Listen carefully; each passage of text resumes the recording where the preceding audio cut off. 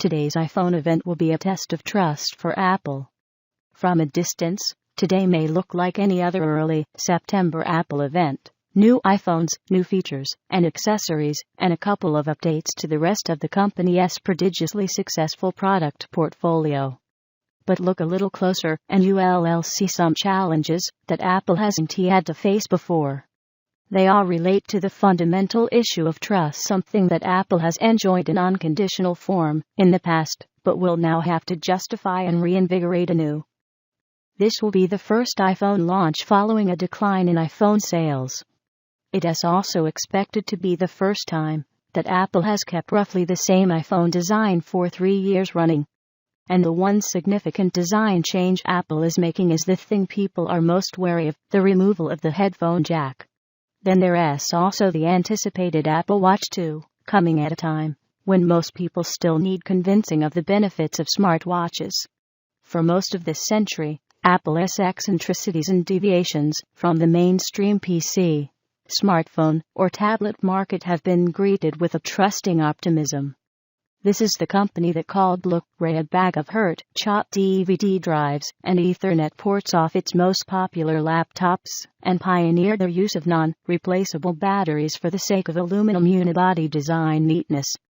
None of those steps have been especially friendly to their user in the short term, but they've all turned out to have been successful decisions over the long run. Now the major task for Apple is to convince us that it can do it all over again. Some understandable doubt has crept in over recent times as Apple's designs have lost some of their refinement and a great deal of their uniqueness, the latter thanks to a rapidly advancing cohort of Chinese competitors.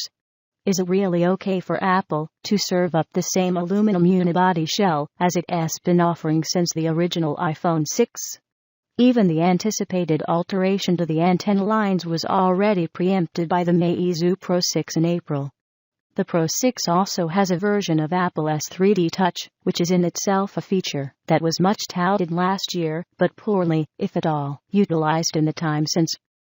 Without the upward velocity of constantly growing iPhone sales, Apple's new iPhone will have to validate its existence in a way that no previous iteration has had to do.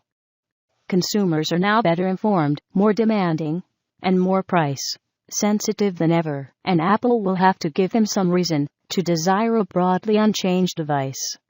Simply being the latest iPhone is no longer enough. One thing that can probably be taken as a given, however, is that Apple's trust in itself remains entirely undiminished. No self-doubting company would dare shake the hornet's nest that has been triggered by the anticipated headphone jack removal. This is taking one of the last remaining truly universal standard connectors and tossing it aside for the sake of something else. When Apple makes its case for why it is making the change, the thing that will determine the success of its pitch will be how far we're willing to trust it. Is this still the company that strode boldly beyond the optical disc era and dragged everyone along with it?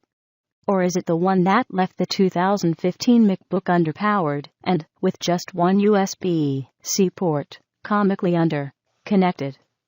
The Apple Watch is a similar tale insofar as it embodies a lot of Apple's design strengths, but fails to complete their usual Apple success formula, which demands an equally satisfying user experience.